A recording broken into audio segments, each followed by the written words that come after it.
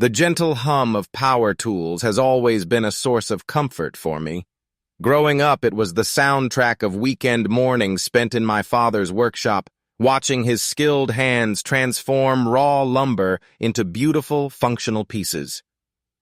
Even now, at 29, that sound still brings a smile to my face.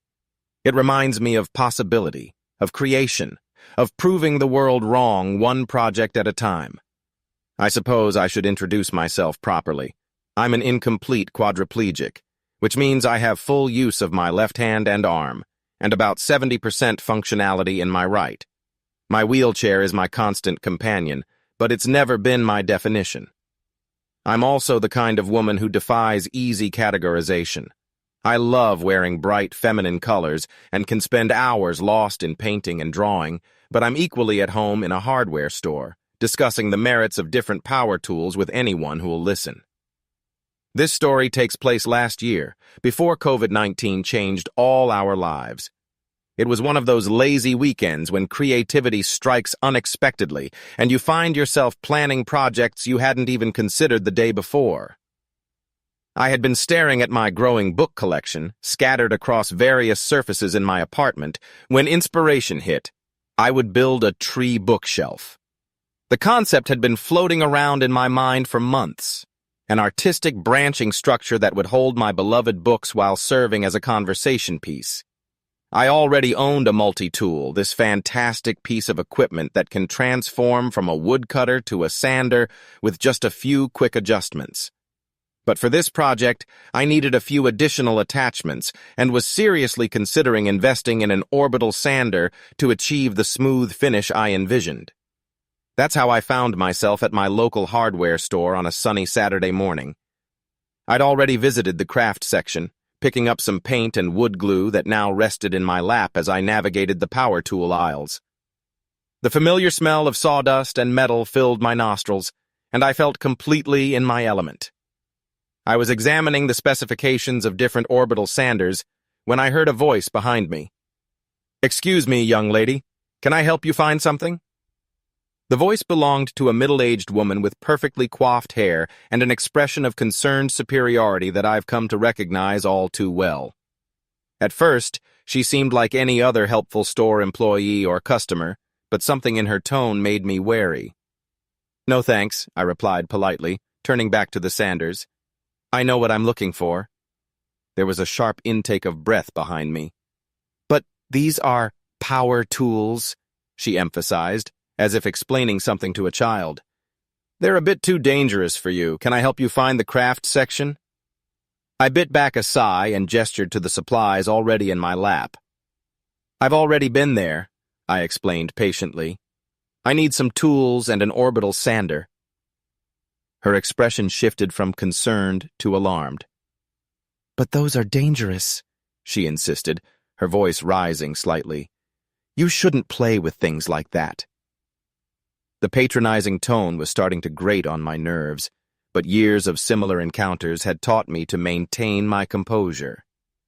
"Thanks for your concern," I said firmly, "but I know how to use power tools. I've done it heaps of times before."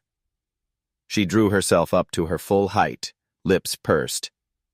"Okay, fine," she replied, drawing out the words in a way that clearly indicated she thought I was being unreasonable. Then she turned on her heel and stomped away. I allowed myself a small eye roll and returned to my shopping. The orbital sander I'd been eyeing had excellent reviews and seemed perfect for my project. I was just reaching for it when I heard multiple footsteps approaching. "Hi, OP," came a familiar voice. It was Sarah, the store manager, who knew me from my frequent visits. Standing beside her was my concerned citizen from earlier, looking triumphant. "This lady said you're handling dangerous equipment." I couldn't help but smile at the absurdity of the situation. "No," I explained calmly. "I'm making a bookshelf. I just needed to pick up some things for my multi-tool and a sander." Sarah nodded, completely unsurprised. She'd seen me purchase various tools and supplies over the years and knew I was perfectly capable. "No worries. Have a good day," she said, turning to leave. But my self-appointed guardian angel wasn't finished. "No, wait!" she practically shrieked, her face reddening. "You can't let her buy that. She's disabled and can't use things like that. She shouldn't even be in here." Her voice rose with each word until she was nearly shouting. "I want to speak to your manager." Sarah's expression remained professionally neutral, but I caught the slight twitch at the corner of her mouth. "Ma'am, I am the manager," she stated firmly. "She can buy whatever she likes. She's an adult." The victory was sweet, but I couldn't resist adding a little flourish. With deliberate slowness, I reached out and picked up the orbital sander, placing it carefully with my other supplies. I gave the woman my brightest smile, the kind that says, "I know exactly what I'm doing." She glared at me with such intensity that I half expected the power tools to spontaneously combust.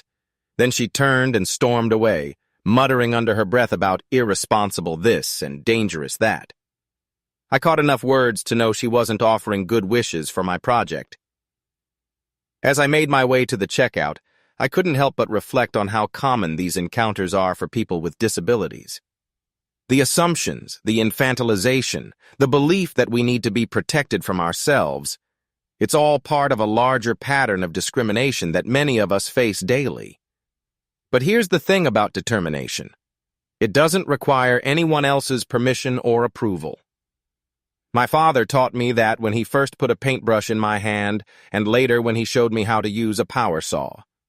My mother reinforced it every time she encouraged me to blend my love of art with my interest in construction. And I prove it to myself with every project I complete. The tree bookshelf took me 2 weeks to finish, working on it during evenings and weekends. Each branch was carefully planned and executed, each curve sanded to silky smoothness. The orbital sander proved to be an excellent investment, helping me achieve exactly the finish I'd envisioned. When I finally applied the last coat of paint, I sat back and admired my handiwork with the satisfaction that comes from bringing a vision to life. Today, that bookshelf stands proudly in my living room, its branches reaching out like welcoming arms to hold my beloved books. It's become a conversation starter, but not for the reasons that woman in the hardware store might have expected. Visitors don't see it and think about limitations or disabilities. Instead, they see creativity, craftsmanship, and possibility. Every time I look at it, I'm reminded of an important truth. Disability doesn't define capability. Whether it's using power tools, creating art, or any other pursuit, the only real limitations are the ones we accept for ourselves. Sure, we might need to adapt our methods or use different techniques, but that doesn't make our achievements any less valid or impressive. The incident in the hardware store wasn't the first time someone tried to tell me what I couldn't do, and it certainly won't be the last. But each time it happens, I think about my bookshelf, standing strong and beautiful, defying expectations with every book it holds. It's more than just a piece of furniture. It's a testament to the power of believing in yourself and pursuing your passions, regardless of what others might think or say. To those who doubt what disabled people can do, I wish I could show them my workshop. I wish they could see the careful adaptations I've made, the innovative solutions I've developed, and the beautiful pieces I've created. I wish they could understand that disability often breeds creativity and resourcefulness, leading to unique approaches and perspectives that able-bodied people might never consider. My father always said that tools don't care who uses them. They only care about how they're used. Power tools don't discriminate based on ability status, gender, or any other factor. They respond to knowledge, respect, and proper technique, all of which can be learned and mastered by anyone with the determination to do so. Since completing the bookshelf, I've taken on even more ambitious projects. Each one presents its own challenges, but that's part of the joy of creation. Every problem solved, every technique mastered, every beautiful piece completed adds to my repository of knowledge and confidence. The woman from the hardware store probably never knew how her actions affected me. Perhaps she went home that day still convinced she'd been right to try to protect me from myself. But in her own way, she contributed to my story.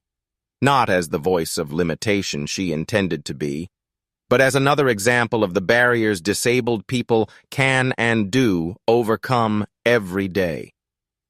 To anyone reading this who has ever been told they can't do something because of their disability, I want you to know this. Your capabilities are not defined by other people's expectations. Whether it's power tools, painting, sports, or any other pursuit, you have the right to try, to learn, to succeed, and yes, even to fail and try again. The next time someone tells you that you can't do something, remember my tree bookshelf. Remember that somewhere out there, a wheelchair user is operating power tools, creating beautiful things, and defying expectations. Remember that disability is not inability. It's just a different way of approaching life's challenges. As for me, I'll continue to visit hardware stores, use power tools, and create beautiful things. I'll wear my bright colors, paint my pictures, and build my furniture. I'll do it not to prove anything to anyone else, but because these are the things that bring me joy and satisfaction. And if I encounter another person who thinks they need to protect me from my own capabilities, well, I'll just smile, remember my father's words about tools not discriminating, and continue doing what I love. After all, the best response to limitation is creation, and the finest answer to doubt is achievement. My tree bookshelf stands as proof of what's possible when you ignore the naysayers and follow your passion. It hasn't fallen apart, it hasn't injured anyone, and it continues to serve its purpose beautifully. Every book it holds is a quiet rebellion against the limitations others tried to impose, every branch a testament to the power of believing in yourself. In the end, that's what this story is really about. It's not just about a confrontation in a hardware store or even about building a bookshelf. It's about the right to pursue our passions, to take risks, to learn, to create, and to live life on our own terms. It's about recognizing that disability doesn't diminish our right to try new things or our ability to succeed at them. So to that woman in the hardware store, wherever she may be, I want to say thank you. Thank you for reminding me why it's so important to challenge assumptions and break down barriers. Thank you for giving me another story to share with others who might be facing similar doubts and limitations. And most of all, thank you for making my beautiful tree bookshelf not just a piece of furniture, but a symbol of determination and capability. To anyone reading this who might be in a position to doubt or question someone's capabilities based on their disability, take a moment to reconsider. Remember that disability often leads to innovative problem-solving and unique approaches. Remember that the person in front of you probably knows their own capabilities better than you do. And remember that support and encouragement are always more helpful than protection based on assumption. The next time you see someone who doesn't fit your preconceptions about who should be doing what, take a step back. Instead of rushing to protect or prevent, ask yourself, what if I'm underestimating them? What if my assumptions are the only real limitation here? Because at the end of the day, power tools don't discriminate, and neither should we.